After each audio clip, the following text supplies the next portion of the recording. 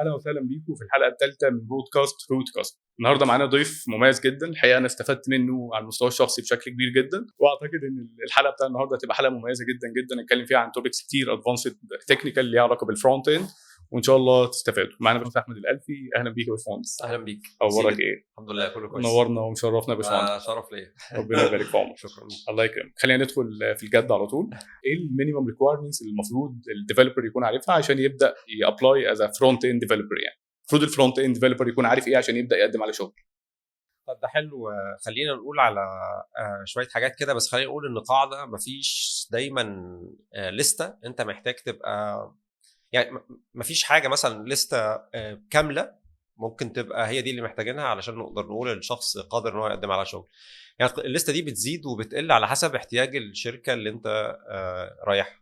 يعني احنا هنتكلم في شويه حاجات ممكن تلاقي ناس بتشتغل في شركات فعلا ما تعرفش نصها، وعادي. ليه؟ لان حجم الشركه دي او نوع الشغل اللي بيبقى موجود في هذه الشركه مش محتاج ان هو يبقى عارف كل ده. وانا بفتكر نفسي، انا لما بدات شغل انا كنت بدات فريلانس ممكن في 2003 شغل فري، او في 2005 كان بدات اللي هو بشتغل فريلانس، اللي هو انا اللي بجيب الشغل ما كنتش اعرف 1% من اللي انا اعرفه دلوقتي. ولو الليسته اللي انا هقولها لك دي انا ما كنتش اعرف حتى 10% من الموجود فيها.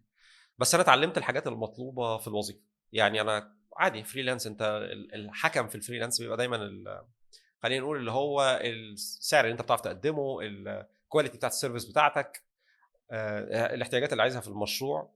فانا كل حاجه تقريبا اتعلمتها في الوظيفه. فعشان كده عندي شويه تحفظ على ان ايه المينيمم ريكويرمنت. في مينيمم ريكويرمنت بس ممكن تشتغل من غيرها عادي. يعني هي مش قاعده، يعني مش لازم تقول. يعني عايزين نقول ان لو انت لقيت نفسك في حاجه من دول مش عارفها، ده ما يوقفكش ان انت تقدم على شغل. كويس. فاحنا لو تحديدا بنتكلم على الفرونت اند، في الفرونت اند انت بتبني الجزء اللي المستخدمين بيستخدموه من خلال المتصفح. فمفترض تبقى فاهم حاجات زي ال HTTP ده هو بيشتغل ازاي، الريكوست ايه هو، انواع الريكوست، مثلا الحاجات اللي هي زي ما بنقول الجيت والبوست. خلينا طيب ممكن نقسمها بشكل مختلف شويه. لو هنقول في مبدئيا مينيمم ريكويرمنت اللي انت محتاج تبقى عارفها. يعني في الفرونت اند انت بتشتغل ب HTML و CSS وجافا سكريبت، فمحتاج تبقى فاهم يعني ايه HTML بيتكتب ازاي، ايه اكتر اليمنتس هتحتاج تستخدمها، ويكفي هذا. مثلا وازاي تعمل فورم بسيطه بتجمع بيانات. تعال نتوقف عند هنا. ممكن تكون بتعمل حاجات من الحاجات دي غلط، بس في النهايه بتعرف تكتب دوكيمنت HTML.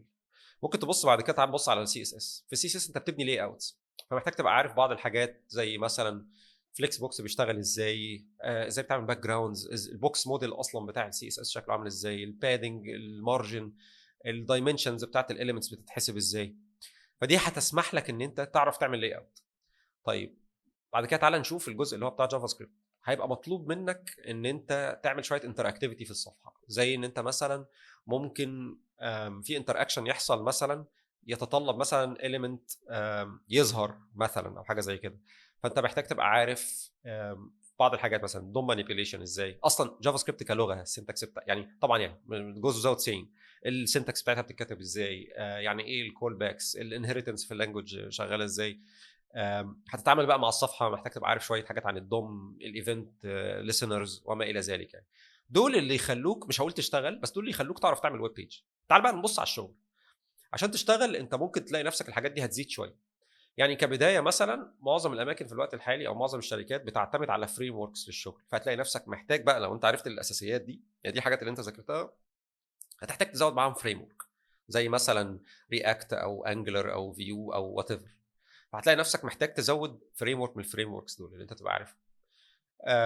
في بقى حاجات اللي تخليك تقدر تشتغل مع ناس بشكل تعاوني او كولابوريتيف زي ما بنقول، مثلا زي استخدامك للفيرجن كنترول سيستمز اللي هي زي جيت مثلا. يعني انت في الاخر مش هتكتب الكود وتديه لحد على فلاشه، فمحتاج تبقى تعرف برانشنج في جيت بيتعمل ازاي، عارف ازاي تكتب كوميت مسجز، ازاي تستخدم جيت. ممكن مثلا خلاص طبعا خلصنا ده، عايزين نعمله ديبلويمنت، تبقى فاهم ان في حاجه اسمها مثلا بيلد ستيب، بيلد بروسيس دي بيحصل فيها ايه بالظبط. طب الويب سايت بيبقى ابلودد ازاي. فدي انا متخيل ان هي دي شويه حاجات الاساسيه. في حاجه مهمه انا نسيتها، انت في الاخر بتنتجريت مع اكسترنال او مع سيرفيس بتاخد منها داتا زي اي بي اي مثلا او حاجه زي كده. فمحتاج مثلا ازاي تعمل اسynchronous ريكويست اللي احنا كنا بنقول زمان عليه ايجاكس اللي الناس بتستخدمه فيتش مثلا دلوقتي. ازاي يعني ايه ريست اي بي اي، زي ما قلنا بقى الجزء بتاع الاتش تي تي بي، اليو ار ال، البودي، الاتش تي تي بي فيرب، الريسبونس بيجي لك ازاي، الستاتس كودز. كل دي حاجات لو بسيط. يعني مشكله الفرونت اند شويه ان هو عامل زي ان انت معاك قطع ليجو كتير قوي، فالقطع كل واحده كل قطعه لوحدها معلومه، بس عشان تبني حاجه انت محتاج تجمع القطع دي كلها مع بعض. وده الجزء اللي يمكن نقول ان بناخد الناس بتاخد فيه شويه وقت عشان يفيجر اوت ايه ده، انا محتاج اعرف كذا حاجه عشان ابتدي اشتغل. زي ما بقول انت في حاجات ممكن مثلا تبقى ممكن تتعلمها في الشغل. يعني مثلا انت ممكن تبتدي تعرف حاجات بسيطه عن جيت، زي ان انت تعمل بوش وبول وتعمل برانش وتكتب كوميت. بس مثلا يبقى عندك مشاكل بقى اكبر في ان انت تدخل في كوماندز اكتر في جيت. مثلا تعال نقول احنا بنعمل ريليس وبنعمل تاج مثلا، او بناخد برانش من برانش، او بنعمل ريبيز، او نعرف مثلا انواع الميرج المختلفه وبتاثر على شكل الريبوزيتوري ازاي. دي كلها حاجات ممكن تتعلمها في الشغل او تتعلمها مع نفسك، بس مش مفترض ان هي يعني مفيش حد بيقول انا هروح اذاكر جيت واروح بقى اجيب جيت يعني عميق جدا، وفي مواضيع كتيره قوي على ان انت معظمها مش هتحتاجها في الدي تو دي ورك بتاعك، هتحتاجها في مواقف قليله جدا جدا يعني. فنرجع تاني للفرونت اند. انت يعني اللي انا قلته ده اعتقد هو شويه اساسيات، على حسب بقى المكان اللي انت بتشتغل فيه هو طالب الحاجات دي ولا لا. ممكن السؤال اللي الناس بتقوله طيب هو انا هعرف ازاي ان انا جاهز اقدم؟ وانت تبقى جاهز تقدم لما تشوف وظائف وتلاقي السكيل سيت اللي عندك بتماتش الوظائف دي، والوظيفه دي تكون مناسبه لقدراتك. يعني مثلا ما تروحش تجيب مثلا وظيفه بتاعت برنسبل انجينير وتقول ايه ده انا هقعد اذاكر كل الكلام ده. لا، ما انت يعني ما حدش بيدخل على ده على طول، انت محتاج تاخد اكسبيرينس الاول. فهات حاجه بتاعت انتري ليفل، هات انترنشيب، هات حاجه تبقى لسه متناسبه مع قدراتك ومع معرفتك، وشوف الديسكريبشن اللي موجود وشوف الطلبات اللي هم كاتبينها. ده برضو على اعتبار ان هم كاتبين طلبات منطقيه، عشان بعض يعني بعض الشركات او بعض الاماكن بيسيبوا كتابه الجوب ديسكريبشن ده للاتش ار مثلا، فالاتش ار مش فاهم قوي فبيكتب على قدر معرفته يعني. فتلاقيه حاطط حاجات مثلا، احنا اعتقد بنشوف ده كتير على السوشيال ميديا، حد مثلا يجيب صوره من جوب ابلكيشن وحاططها وكاتب كل ده عايزينه الجونيور، امال لما هيبقى سينيور هيبقوا عايزين ايه؟ فاهم؟ اكيد شفت الحاجات اللي زي كده يعني. فانت محتاج توصل لحاجه يعني متفق عليها ان هي دي فعلا مطلوبه للجونيور، وتشوف تقدم بقى. انا انصح بشده ان انت تقدم يعني عشان تاخد تجربه الانترفيو، تاخد تجربه الرفض، وتخش وتتسال وتبقى في حاجات مش عارفها، وتطلع من الانترفيو تبقى انت عارف انا محتاج اذاكر 1 2 3 لان ده انا عملت فيه وحش، تبقى عارف اللي ناقصك ايه بالظبط. بالظبط، لان هو الموضوع عمره ما هيجي غير بالتجربه. هي المشكله في الهندسه، حضرتك تقول مثلا هنشوف الجوب ريكويرمنتس محتاجين ايه، ففي شركه مثلا محتاجه اتش تي ام ال وسي اس اس وجافا سكريبت، بس الشخص اللي بيبدا يتعلم وليكن جافا سكريبت، هو برضو الجافا سكريبت كتير جدا وفيها توبكس كتير جدا وديتيلز كتيره جدا جدا، هو مش عارف لحد فين يقدر يقول على نفسه ان هو دلوقتي جاهز يعمل ده. هي دي المشكله. ما هي انا عايز اقول لك ان هي الحاجات دي كلها، يعني انا بكتب اتش تي ام ال وسي اس اس وجافا سكريبت داخل على 30 سنه يعني، من زمان قوي. لحد النهارده بتتعلم فيه. لغايه أيوة. دلوقتي انا بكتشف حاجات ما وصلش 30 يعني طبعا، يعني خلينا نقول 27 سنه مثلا، حاجه ايوه. زي كده. انا لغايه دلوقتي بقرا فيهم حاجات ببقى بكتشفها لاول مره، ومش بالضروره بتبقى حاجات جديده يعني، ما بتبقاش حاجات دايما انا كنت شفتها قبل كده، او اسف لسه لسه ظاهره يعني. او يعني خلينا نقول ان اللغه برضو بتيفولف، وكل شويه بيدخل فيها حاجات، وكل سنه في فيتشرز جديده بتضاف، كل شهر اكشلي. وفي حاجات بتبقى يعني احنا قعدنا مثلا وقت طويل قوي مثلا الناس بتطلب حاجه اسمها بيرنت سيلكتور في السي اس اس مثلا. انت عايز تسلكت اليمنت بيزد على ان التشايلد بتاعه فيه موجود مثلا، ما كانش موجود، وكان الناس بتتكلم عليه ان هو ضرب من الخيال ومش هيحصل، واصل السلكتورز بتبقى بارسد بشكل عامل ازاي في البراوزر، واصل ده حاجه هتغير خلي الانجنز تتعاد كتابتها مش عارف. 2024 هي موجوده والناس بتستخدمها في الشغل، وايدلي ادوبتد، موجوده في كل البراوزرز يعني. فانت الحاجات ما بتخلص. ممكن يكون في كمان كونسبتس قديمه موجوده في السي اس اس من زمان جدا، ما هي وبشكل او باخر احنا ما تعرضناهاش في شغل او كده. في حاجات ناس دلوقتي بتشتغل ما بتعرفهاش يعني. في مثلا دلوقتي مثلا الناس اللي بتدخل مؤخرا مثلا بعد وجود الفليكس بوكس والجريد والحاجات دي، ما تعرفش حاجه مثلا عن الفلوتس، عمرها ما استخدمت الفلوتس. ما الفلوتس دي كانت السويس نايف زي ما بيقولوا، اي حاجه انت بتعملها اي يلا لاي اوت هي فلوت. بالفلوتس، ايوه. ما عندكش بديل تاني. بمشاكلها بقصصها. ايوه. بالظبط. ف... فهي كل مرحله زمنيه ليها المعرفه بتاعتها، بس خلينا نقول ان نتفق ان في بعض الاساسيات انت لازم تبقى عارفها، هي اللي هتبني عليها وهي اللي تزود عليها، لكن ما ينفعش تنزل تحتها.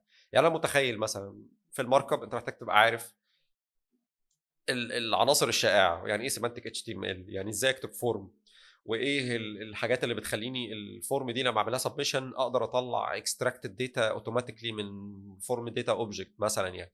تعال نبص على السي اس اس زي ما بقول لك، الحاجات الكورنر بلوكس بتاعت اللاي اوت، البوكس موديل، التايبوجرافي، هتطلع شويه ميديا كويريز وان انا اعمل ريسبونسيف لاي اوتس. دي حاجات كلها انت يعني لما تيجي هيطلب منك اي بيزك بيج صفحه واحده هتلاقي نفسك بتحط الكلام ده كله فيها. فدي الحاجات اللي هي الايه الاساسيه او اللي الاساسيه اللي انت محتاجين نكون محتاج عارفينها تبقى بالظبط. عارفها. ممكن بعد كده بقى ندخل في حاجات بقى اعمق من كده بقى، يلا تعالى نتكلم على بيرفورمانس، يلا نتكلم على حاجات هتحسن في الاكسسبيليتي، تعالى نتكلم على حاجات ليها علاقه بالكيبورد نافيجيشن. يعني الحاجات ما بتخلص ماشي، لكن ممكن تلاقي نفسك ما بتعملهاش بشكل يومي، او يعني خلينا نقول في الاول مش دي الحاجه اللي احنا هنبقى متوقعينها منك انت كشخص مثلا جونيور لسه بتبتدي. لا انا هبقى عايز حد، مش هقعد اقول له لسه بنعمل لاي اوت ازاي، لا انا عايز حد يبقى عارف الكلام ده اوريدي، احنا عدينا المرحله دي. تعالى اكلمك في شويه حاجات مثلا بيست براكتسز، تعالى اقول لك ازاي نعمل ابلكيشن يشتغل حلو على كل الديفايسز، تعالى نشغله حلو على ديفايس بطيء، لان دي محتاجه منك اكسبيرينس. انت مثلا وانت بتشتغل على ان انت تحسن بيرفورمانس، انت بتعمل اناليسز وبعد كده بتاخد الاناليسز ده تطلع منه المشاكل تحلها. فده اكسرسايز محتاج منك شويه معرفه بشويه حاجات، وفي حاجات هتتعلمها وانت بتعمل ده، مش لازم تكون عارف ده في فده الاول. مش تروح تتعلمه اهيد، بالذات ان الادوات اللي هي بتعمل لك الاناليسز او السكان ده هي بتقول لك المشاكل ايه وبتقول لك حلها. فانت الموضوع بتتعلم بسيط يعني، مجرد بالظبط. ما تشتغل هتعرف تعمل ده. بالظبط. بس بقى اكسبكتنج ان لو حد مثلا ده وانت في الاول، بس لو انت حد متقدم وعملت ده قبل كده، لا انت محتاج تبقى انت مش محتاج تستنى التول بتقول لك ايه، لان اكشلي التول احيانا هتضللك، يعني هتقول لك على حاجات وترميك في مشاكل وهي مش هي مشاكل اصلا يعني. او خلينا نقول ان انت بتبتدي تكون انت كشخص فلسفتك وارائك في اتجاه الحاجه دي الاحسن ليه، لو انت هنعملها بتكتب ازاي. الكود من الاول عارف ده يفرق في البرفورمانس ولا لا، ازاي وتظبط ده. ايوه بالظبط. يعني هقول لك على حاجه، انا مش يعني انا بشوف ناس كتير قوي بتقعد تسف على سي اس اس وتهزر وتعمل نكت وتقول عليه ان هو لغه صعبه، لغه غريبه، لغه ما بتتفهمش، لغه بتتحفظ وحاجات زي كده. بس انا في وقت من الاوقات انا ما كنتش مصدق انا وصلت للمرحله دي. انا كنت بكتب الكود وعارف هو هيرن ازاي على البراوزر.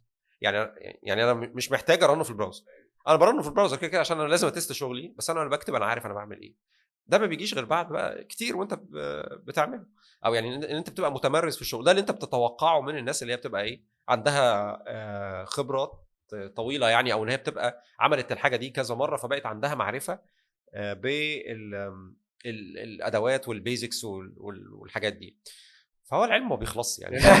لما بيخلص وانت مش لازم تكون عارف كل حاجه عشان تبدا مفيش حد تجوين بيعرف بالظبط. كل حاجه، وعاده يعني في اكسرسايز دايما بيسالوه للناس، انت برضه بتعرف الشخص ده تعال نقول مثلا هو بيعمل السي في، احنا بنشوف في سيفيهات الناس مثلا واحد بيدي نفسه 9 من 10 في حاجه و10 من 10 في حاجه، بتبقى عارف ان هو لسه ما يعرفش. واعتقد في منحنى شهير قوي بتاع اللي هو دانين كروجر افكت، الكلام ده احنا بنقعد نقوله كل شويه، اعتقد الناس عارفاه وزهقت منه. انت في الاول ما بتبقاش عارف انت ناقصك ايه، بس هو بعد كده بتبتدي فبتبقى متخيل ان انت وصلت للقمه خلاص، انا بقيت بعمل عظمه، انا مش واحد عادي بشتغل، مفيش زيي. ثم بتكتشف اللي هو ايه ده، انا ابيض، انا في حاجات كتير ما اعرفهاش، وبتفضل بقى في الكيرف ده بينزل. ثم بعد كده بتكتشف يعني انا بقى عندي قدر من المعرفه في بعض الحاجات بس لسه ناقص لي حاجات. ف... فهو ما بيخلص يعني، لو انت متوهم ان انا خلصت الحاجه دي وعندك شويه ايجو كده، لا الايجو ده هيتكسر يعني. فبس يعني هتكون حاجه حلوه قوي. جرب تعمل انترفيو، الانترفيو هيحدد كتير اذا كنت انت يعني خلاص انت كواليفايد انف ولا لسه، هتعرف ايه اللي ناقصك وهكذا. فدي برضو طريقه لطيفه هم ممكن يعرفوا من خلالها يعني. بالتاكيد يعني هي مشكله برضو ان يعني بس دي بقى مشاكل تانية. هل السي في مثلا بيوصل ان انا يتعمل لي انترفيو؟ بس دي قصص تانية يعني، بالذات ان احنا في الوقت الحالي عدد الوظائف الموجوده بقى اقل من ذي قبل يعني، والارتفيشال انتليجنس الحمد لله يعني ايه هيقعدنا في البيت خلص كلنا. حاجه. ف لكن لا، هو في الحقيقه احنا لسه بندور على ناس دايما، وفي دايما احتياج في وظائف التكنولوجيا، بس هي المشكله ان الناس دلوقتي بقت بتدور على ناس جاهزه شويه، والبار عالي قوي. ف يعني انت بس محتاج تبذل مجهود، ويعني في النهايه طرق الابواب هو اللي بيفتحها في الاخر. لكن لو انت فضلت قاعد تقول اصل انا ما حدش بيرد عليا، عادي قدم مع. انا شخصيا في زميل اعرفه يعني كان باعت لي ورقه فيها 160 مكان هو مقدم فيهم، وعامل دايره على المكان رقم 161 اتذكر، هو مقدم في 161 مكان، مش 10 مش 5 مش 20 مش 50 مش 100، 161 مكان عشان يلاقي اول شغلانه. وما شاء الله اول ما دخل خلاص هو مكمل يعني، ودخل شركه صغيره في الاول، بروسيس فيها مش احسن حاجه، بس انت بس عايز تحط رجلك في الاول يعني. فانت قدم قدم في الشركات اللي انت عايز تشتغل فيها، قدم في شركات اصغر، قدم في اي مكان موجود قدامك لغايه بس ما تدخل مكان. احنا بنبقى عايزين نحط اول بس شخبطه في السرير يعني في السرير ايه في السي في. بالنسبه بقى للسي في، حضرتك شايف ايه اكبر المشاكل اللي بتشوفها في السي فيز اللي بتعدي عليك، خصوصا للناس الفريش اللي لسه بتبدا؟ طيب ده موضوع طويل شويه ممكن نتكلم فيه. ممكن اقول بشكل سريع جدا مثلا احيانا الناس بتحط حاجات بتبقى يعني تعال نتكلم على، يعني ممكن نقسمهم لكذا حاجه. تعال نتكلم على الناس اللي بتشتغل اوريدي. الناس اللي بتشتغل بيبقى دايما مش كل الناس بتحب، يعني اللي بيبص على السي في بيبقى دايما عايز يبص على انت الامباكت بتاعك على، يعني تعال نقول انت بتشتغل في شركه اكس واي زد، كنت بتعمل ايه؟ ايه الحاجه اللي انت عملتها اللي انت عايزني ابص عليها؟ ايه الحاجه اللي تخليني اقدر اقول يعني انت مثلا تلاقي حد مثلا قال لي اشتغل على البرودكت ده وهو برودكت ضخم جدا، ايوه انت عملت كله، عملت ايه بالظبط؟ ايه الحاجات الاتشيفمنتس اللي انت عايز تسليبريت في الحاجه دي؟ جزء تاني مثلا تلاقي حاطط بروفايلز بتاعت بعض البلاتفورم، مثلا حاطط لينك ستاك اوفر فلو، حاطط جيت هاب، حاطط حاجات زي كده مفيش فيها حاجه، مش بتدي امبريشن كويس يعني. طيب تعال نتكلم على ستودنت. الستودنت ده او اللي هو لسه بيدور على شغل. احنا بنبقى متوقعين ان احنا مثلا هنلاقي في السي في بتاعه مثلا امثله لمشاريع هو بيتعلم فيها، والامثله بتاعت المشاريع دي بقى احنا بنروح نبص عليها، نشوف الكود اللي هو كتبه عامل ازاي، بنشوف مثلا الكوميت مسجز اللي كاتبها، بنشوف مثلا الدوكيومنتيشن. في ناس بتهتم ان هي تكتب كود بس مثلا ما يهتمش يكتب ريد مي فايل. طب انا عايز افهم يعني اشرح لي انت حاولت تعمل ايه، لان انا مش همسك خد بالك الريكروتر ده او الشخص اللي بيعمل سكريننج للسي في هو قدامه 5 6 دقائق بيبص فيهم او اقل كمان، يعني بيبص فيهم على السي في يا باس يا، هو عايز يبص على حاجه تبقى امبرسيف بالنسبه له. فانا عايز ابص مثلا، لو ببص على جيت ريبوزيتوري عايز ابص فيه على ريد مي فايل مكتوب كويس، الاقي فيه ان هو مش مثلا، يعني مثلا تعالى نقول انت بتعمل بروجكت برياكت لاول مره فبيطلع لك ديفولت ريد مي، انا مش عايز اشوف الديفولت، انا عايز اشوف انت شارح ايه، انت عملت ايه في المشروع، انت اكتب الكلام ده، انا عملت كذا، استخدمت الادوات الفلانيه عشان هي بتعمل 1 2 3، اتعلمت في البروجكت ده 1 2 3. هي دي الحاجات اللي بتبقى مهمه بالنسبه لنا احنا، ان احنا نبص ايه عليها.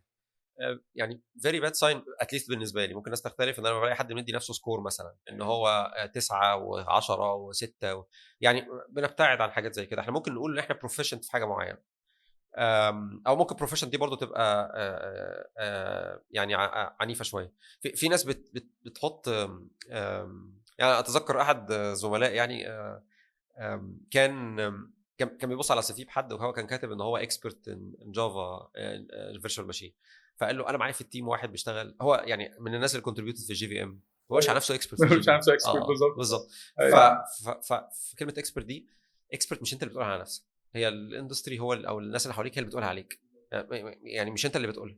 فانت محتاج تكون همبل شويه او اللي هو متواضع شويه في الريزومي، بالعكس السيلبريت الاتشيفمنتس بتاعتك اللي انت عاملها، اللي انت عارف ان هي حاجات كويسه، والحاجات اللي هي الناس بتقول عليك ان هي فيها كويسه، لكن ما تشطحش قوي يعني زي ما بنقول يعني. فيمكن هي دي الحاجات اللي يعني اللي هي اتليست انا ببص عليها. لو احنا بنعمل انترفيو، حابب تعمل انترفيو لشخص فريش، ايه اكتر حاجه يعني بتقول اه لو دي موجوده في الشخص ده، الشخص ده لازم يكون موجود معانا بغض النظر عن اي حاجه تانية؟ طيب ماشي، انا خليني اتذكر الانترفيو بتاع حد كان فريش. يمكن الحاجات العلامات اللي كانت فارقه فيه ان هو كان شخص ما بيهريش، يعني لما بيبقى مش عارف حاجه هو بيقول انا مش عارف بس انا ممكن افكر، ويبتدي يفكر بشكل منطقي. في الحاله دي انت بتبقى عايز الشخص ده تقول له اه ماشي انا عايزك ليه، لان الفريش ده هو اسمه لسه طالب علم، ده عايز حد ياخد بايده يوصله الطريق يعني. ف بندور على شخص يبقى كوتشبل. يعني ايه يعني ال ال انت بتبقى جاي ابيض، شئت ام ابيت انت ابيض، فاحنا عايزين نكوتش وعايزين نوجهك. فالشخص اللي بيبقى باتيتيود اللي هو فظيع وعنيف، انت مش كوتشبل لسه، يعني انا هبذل معاك مجهود عشان اقنعك يعني. بالذات بقى لو هو محضر كويس مثلا الانترفيو اللي هو داخله، يعني هو مثلا عارف ان هو داخل مثلا فرونت اند، فهو مذاكر الحاجات الاساسيه اللي هو لو انت فتحت، انا مش محتاج اقول لك الاساسيات، بس لو انت فتحت مثلا جيت هاب وقلت انا عايز ادور على انترفيو كويستشنز الانتروداكتوري بوزيشن في فرونت اند ديفلوبمنت، هتلاقيه بيقول لك ذاكر مثلا بوكس موديل، محتاج تعرف كذا وكذا، اعرف السلكتورز، اعرف السبيسيفيستي، اعرف الفليكس بوكس، بيحط لك شويه حاجات، هي دي حاجات اللي هتسال فيها. احنا مش بنخترع يعني، بالذات الفريش ده احنا مش يعني بيبقى الهدف مننا نعرف زي ما بقول لك كده هو كوتشبل ولا لا، الاتيتيود بتاعه شكله عامل ازاي، بيفكر دماغه حاضره وفايق ولا لا، بيقول اي كلام. في حاجات بقى طبعا بتكتشف في الانترفيو بيغش ولا لا. يعني مؤخرا بقى بدات الناس مثلا ان هي تستخدم شات جي بي تي. يعني انت بتلاقي حد مثلا انت بتساله على حاجه مثلا وهو في الاول قاعد شويه مش عارفها، بعد كده تحس ان هو بيستهجاها، وبعد كده بيقول اسمه مش عارف ايه هي، فماشي الاجابه جات لك بقى سواء حد مالها لك من جنبك او فانت لا انت يعني. ده طبعا احنا مش بنتكلم على الحاجات دي اللي هي دي بنحاول نبص عليها ولا مش نبص عليها. تعالى نقول ان احنا الشخص معدي كل الحاجات دي، احنا بنتكلم على حد هو يعني اونست، او ان هو خلينا نقول يعني يتمتع بقدر من الاحترام، وان هو يعني ايه شخص فعلا باذل مجهود وجاي فعلا عايز ياخد فرصه. فمذاكر كويس الانترفيو، الحاجات الاساسيه اتليست، ان هو الاتيتيود بتاعه اقدر اكتشف ان هو زي ما بقول لك كده كوتشبل. انا بحب المصطلح ده، مش عارف ترجمته ايه، بس هو يمكن توجيهه قابل للتدريب. بالظبط، برافو عليك، ممتاز، اشكرك. قابل للتدريب. والحاجه الثالثه ان هو بيفكر كويس، ما هوش بيخترع او بيهري زي ما بنقول يعني. طيب تعالى ندخل تكنيكال شويه. احنا دلوقتي عندنا 3 تولز مشهورين جدا في الفرونت اند، انجلر ورياكت وفيو، وتقريبا الكونسبت كلها واحده، راوتنج، دو مانيبيوليشن، شويه ستيت مانجمنت وهكذا. في حاجه تريكومندها لشخص لسه بيتعلم حاجه من دول تعلمه اكتر من الحاجات التانية بغض النظر عن الشغل او ايه اللي موجود في الماركت اكتر؟ ما هو لو احنا بنتكلم على موجود في الماركت هتلاقي ان هو دايما رياكت. يعني هي رياكت اكتر حاجه موجوده في الماركت، وما تفهمش يعني انا عايز اقول للاسف بس عشان الناس ما تاخدش امبريشن مش كويس، بس انا مش بحب رياكت لاسباب كثيره. ان حتى انا لسه كنت بقرا مقال لواحد، هو راجل بيكونتريبيوت في الدبليو 3 سي اللي هي الهيئه اللي بتكونتريبيوت للستاندردز بتاعت الاتش تي ام ال والسي اس اس والحاجات بتاعت الويب يعني. فهو بيقول I am too old to learn React. انا كبرت قوي على ان انا اقعد اتعلم رياكت، لانه بقى له اكتر من 20 سنه بيشتغل. والراجل ده جايب اسباب منطقيه جدا يعني. بس بغض النظر، هي اكتر حاجه موجوده في الماركت واكتر حاجه الشركات الكبيره بتستخدمها هي دايما رياكت.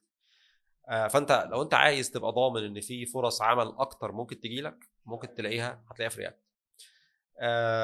الفريم وركس الثانيه الاثنين هم لا يقلوا اهميه عن رياكت، يمكن هم اعقل شويه من رياكت. يعني رياكت راحت مشكله برضه ان رياكت ليها انفلونس كبير قوي. يعني في وقت من الاوقات رياكت انتروديوس حاجه اسمها الهوكس دي خليتك تكتب جافا سكريبت، بس هي مش جافا سكريبت، هي حاجه شبيهه شويه بجافا سكريبت، لان هي في النهايه انت بتبقى اكسبكتنج ان انت اي فانكشن او اي حاجه ممكن تحطها جوه كونديشنال ستيتمنت مثلا اف، تكتشف ان في حاجه مثلا زي الهوك ما ينفعش تحطه جوه اف، دي ما بقتش جافا عايز سكريبت. تقول ان هي بعدتنا اصلا عن الكونسبت الاساسيه بتاع الجافا سكريبت، ايوه، ما هي المشكله او ان هي في كده. بتضرنا بقى بشكل او باخر. بالذات لو انت حد بيبقى لسه بيبتدي. يعني هو مثلا بيبقى بيشوف مثلا هم مثلا بيعملوا حاجه اسمها اللي هي سينثيتك ايفنتس، اللي هي مش ايفنتس حقيقيه. انت مش بتحط الهاندلرز بتاعت الايفنتس بتاعتك على الاليمنتس، بتستخدم سينثيتك ايفنتس مش ده اللي احنا وجدنا عليه ابائنا بالظبط. مش هو ده. فالمشكله لو حد ما يعرفش بيهندل ايفنتس ازاي في نيتف دوم هيحتاس مع يعني لما يجي بعد كده بقى يشتغل من غير رياكت يبقى مش فاهم هو انا كنت بعمل كده في رياكت، هو ازاي ده ليه مش شغال هنا، فاهم؟ فالفكره ان هي خلت اللاين مش واضح ما بين جافا سكريبت وما بين الفريم ورك نفسه يعني. فبس يعني خلينا نقول ان اكتر حاجه هي الناس بتهتم بيها انها عايز تشتغل. ف ديفينتلي هتبقى رياكت هي اكتر حاجه مطلوبه. الناس اللي بتشتغل فول ستاك عاده اكتر ستاك بشوفه فول ستاك يا اما حاجه من الاثنين، يا اما انجلر دوت نت بالظبط، يا اما رياكت ونود بالظبط. اعتقد. ايوه، حتى في ستاك اللي هم كانوا اختاروا اللي هو كان اسمه ميرن ستاك على ما اتذكر. ميرن ستاك اللي هو المونجو والاكسبريس والرياكت ونود بالظبط. ف دي برضه بوينت مثلا ممكن تلاقي نفسك عشان هتستخدم اني تكنولوجي في الباك اند، فيبقى اني بالنسبه لك مناسب اكتر في الفرونت يعني. ممكن مثلا انت تلاقي مثلا فريم ورك زي لارافيل بيشب اوتوماتيكلي مع فيو، والكوميونتي بتاع بي اتش بي بيحب فيو خدت زي ما بنقول كده احسن ما في العالمين يعني. عالم انجلر اوبنيونيتد شويه او اوبنيونيتد قوي اكشلي، مش شويه. يعني ايه اوبنيونيتد برضه؟ يعني هو في انجلر بيقول لك انت محتاج تكتب سيرفيس، حاجه اسمها سيرفيس فايل. يعني في كونسبتس مش موجوده في انجلر بس موجوده في حاجات. يعني مثلا ان انت عندك سيرفيس، السيرفيس دي انت هي دي اللي بتستخدمها عشان تكلم الاي بي اي، بتبقى موجوده في مكان معين. السيرفيس دي انجكتبل. في انجلر في كونسبت الديبندنسي انجكشن، ده مش موجود في رياكت. انت صباح الخير تفتح فايل تمبورت فيه اي حاجه، ده مش موجود في انجلر. مؤخرا بدا يبقى في حاجه اسمها ستاند الون كومبوننتس وما الى ذلك، بس الكور برنسبلز المبنيه عليها ان انت عندك موديولز، والموديولز يعني في ديبندنسي مانجمنت وديبندنسي انجكشن بشكل محترم يخليك تبقى يعني تقدر تشتغل مع الاب بتاعك بشكل كويس. عشان كده احنا بنقول عليها اوبينيونيت. يعني ايه؟ يعني انت هتتعلم طريقتي وهي دي اللي هتشتغل بيها، وانا هوفر عليك الوقت. ده ميزته ان هو بيخليك تركز على مشاكل البيزنس اكتر ما تركز على مشاكل الكود. اي حد اشتغل رياكت عارف ان هو مشاكله هو انا الهوك ده مش شغال ليه، هو الستيت دي بتتغير ليه، ونقعد بقى نجري ورا بعض وحاجات معينه محتاج استخدم انهي تذاكرها. باكج دي ولا دي ولا بالظبط. دي.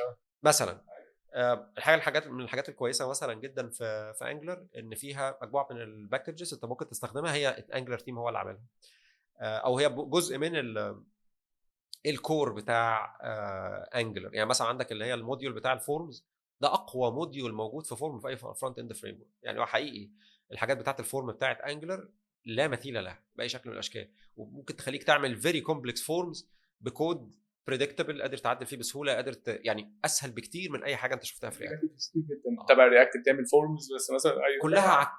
انا من تجربتي يعني مش عك، مش مش زي رياكت فورمز مثلا بتاع الانجل، مش زي بالظبط، مش زي اللي موجود في انجل. انا لما بقول بقى فيو خدت احسن حاجه من العالمين. ليه؟ لان فيو هم عندهم مثلا الراوتر بتاعهم، عندهم لايبريز خاصه بيهم بتاعه الستيت مانجمنت، عندهم نكست اللي هو بيعمل اس اس ار، لكن ودول كلهم تحت نفس الاورجنايزيشن. في حاجات ثيرد بارتي ناس ممكن تستخدمها، بس انت في النهايه الفريم ورك مديك الحاجات دي وعارف ان في كومباتيبيليتي عاليه ما بينها. في رياكت بقى انت لا، انت هات رياكت راوتر، طب احنا عايزين نستخدم مش عارف ايه عشان كذا، بس هو مش كومباتبل قوي مع رياكت راوتر، هنضطر نعمل مش عارف ايه. تعالى مثلا عايز في انجلر مثلا حاجه من الحاجات القويه جدا ان هو بيعمل لك اليونت تيست مثلا وانت بتجنريت الكومبوننتس بتاعتك، وان انت تقدر تنجكت ريبليسمنتس للسيرفيسز بتاعتك، فبسهوله جدا تقدر تعمل ده. في رياكت الموضوع صعب لما تيجي مثلا تنجكت او عايز تكتب يونت تيست فايل، يونت تيست للفايل الكومبوننت بتاعك، تعمل انت بقى لا انت انت بتعيط. تلاقي مثلا لو انت بتستخدم مثلا حاجه زي حاجه من حاجات الراوتنج مثلا زي لينك او وات ايفر من باكج دي، يقول لك لا ده مش كونتكست بتاع ما اعرفش ايه، انت لازم تحط لي ماليش كونتكست. دعوه بيه ده. هتلاقي بقى سويت فعلا، يعني انت ممكن تقعد يوم كامل بتعمل سيت اب لرياكت تيستنج سويت عشان تشتغل فعلا. فالموضوع فعلا وحش. انا عاده كان ممكن اقول للناس ايه، ممكن تعلموا فيو، لان فيو فيها ذا بيست اوف بوث وورلدز، هي لحد ما اوبن يعني جايبه لك حاجات جاهزه وهي الطف شويه من رياكت، بس هو في الحقيقه رياكت مطلوبه اكتر يعني. فهتلاقي نفسك في النهايه هتلف تلف وترجع. ده مش معناه ان الناس اللي شغاله فيو او شغاله انجلر معناها اللي هو ايه ده يعني ايه نسيب الحاجات دي ونروح لرياكت. لا خالص، لو انت شغال بيها كويس. خلينا نقول ان انت شخص مش المفروض يكون عندك مشكله ان انت تنتقل ما بين الفريم وركس دي. يعني ما تقولش لنفسك، ما تقولش على نفسك انا رياكت ديفلوبر. لا عادي جدا، انت ممكن تسيب رياكت وتروح لفيو، ممكن تسيب فيو وتروح لانجلر، لان في النهايه كل فريم ورك من دول انت يعني مهم جدا تعرف ايه الفلسفه اللي ورا الفريم ورك او هو بيحل المشاكل ازاي. وانس ان انت عرفت ده هتبقى عارف هو انا في النهايه زي ما انت قلت في الاول، انا ستيت مانجمنت، راوتنج، اي بي اي كولز بالظبط. فهي كلها حاجات شبه بعض يعني، باختلاف بقى كل فريم ورك بيادوبت الحاجه دي ازاي. في انا فاكر زميل كان في وقت من الاوقات كان جاله شغل في فريم ورك كان اسمه ايميرالد. ده فريم ورك قديم قوي، من الفريم وركس اللي هي عتيقه، يعني الحاجات اللي هي كانت ظهرت في وقت من الاوقات مع باك بون ومع كان اسمه هاندل بار، لا مش هاندل بار، كان يعني اسم غريب كده يعني. ف ولسه موجود، بس لسه موجود بس مش بيفلورش يعني، او مش بينمو بنفس الشكل اللي موجود فيه. والشركه عندها ليجاسي كود والكود ده قديم ومكمل عليه. طب انت هتقول لهم لا انا اسف انا مش هشتغل الحاجه دي. اوبورتونيتي كانت كويسه وكانت شغل شركه ريموت وكانت يعني كانت شركه كويسه. فالراجل عادي يذاكر دوكيومنتيشن واستخدمها. طبعا الوقت بعد كده تبديل الفريم وركس ده ما بيبقاش يعني ما بيبقاش عندك سترونج اوبينيونز، او ما بيبقاش عندك النشفان بتاعت اللي هو انا عارف دي بس مش عايز اعرف غيرها، لان في النهايه الحاجات دي بتطلع وبتنزل. يعني انت معرض جدا فريم ورك انت تكون بتستخدمه يعني انا فاكر مثلا في وقت من الاوقات كنت بستخدم فريم ورك كان اسمه باك بون. باك بون ده كان حلو جدا، كان احسن فريم ورك موجود، وكان فيرساتايل جدا، ما كانش اوبينيتد، وكان الفريم ورك ده في بقى كان هو نفس الشخص اللي عمله كان هو اللي عامل اندرسكور، وكان بيمبورت جي كويري، كان في حاجات قويه جدا ولذيذه جدا يعني. ثم فجاه جا جيل تاني من الفريم وركس لغاه. طبعا احنا بقى نفضل لا انا المعرفه اللي انا عرفتها في باك بون دي كانت مش مهمه، لا خالص بالعكس انا استفدت منها كتير جدا وتعلمت منها حاجات ولا زلت في حاجات بريفير ليها لما كنت عملت كذا في باك بون زمان. ما تبصش الموضوع اللي هو يعني في النهايه مش هو مش مراتك هتفضل متجوزها يعني. حاج موضوع الاس اس ار والسيرفر سايد ريندرنج والتولز اللي موجوده سواء انجلر يونيفرسال او نيكست او نكست وهكذا، رايك كيف ده وشايف قدام يعني حضرتك متخيل ايه رايحين اللي فين في الحته دي؟ طيب هي التولز دي موجوده عشان تحل مشكله. يعني كان زمان قبل ما يبقى في عندك السيرفر سايد ريندرنج ده كان انت كنت بتكلم الباك يعني بتكلم الفرونت اند، الفرونت اند بيرد عليك بديف عليه اي دي وبندل جافا سكريبت حجمها قد كده. فده كان ليه تاثير سيء جدا على البرفورمانس بتاع الويب سايت. ليه؟ لان انت بتحتاج تداونلود جافا سكريبت كلها سواء يحصل لها بارسنج سواء يحصل لها اكسكيوشن، طبعا كده فجاه الصفحه تتملي تترسم حاجات يعني. فده كان مشكله لان الويب لما اتعمل ما كانش كده. الويب انت كنت بتكلم صفحه بترد عليك ب اتش تي ام ال. وده بيحسن لك الريندرنج. ليه؟ لان ال HTML اللي بيجي بيترسم عندك في الصفحه، فبالتالي المستخدم قادر يشوف حاجه. واعتقد يمكن الناس مش واخده بالها قوي يعني، بس الناس القديمه شويه انت ممكن تفتكر ان في الوقت اللي كان زمان انت كنت لما بتفتح ويب بيج انت كان ممكن تلاقي الصفحه في لودر محطوط. كان الناس زمان ممكن تستنى على اللودر ده ثانيه اتنين لسه بيحمل. دلوقتي ما حدش بيستنى، ما حدش بيستنى ثانيه واحده. لو فتحت الصفحه ولقيت لودر انت بعد 3 ثواني غالبا هتفقد التركيز وهتقفل. ما ونشوف الكلام ده سواء في ابلكيشنز احنا بنستخدمها سواء كان في ويب سايتس احنا بنفتحها. فكان لازم حل يخليك يرجع لنا الموديل بتاع زمان. طيب هنعمل ده ازاي؟ كان اختراع بقى اللي هو الاس اس ار زي ما انت قلت كده. انجلر يونيفرسال ده انجلر هم اللي عاملينه.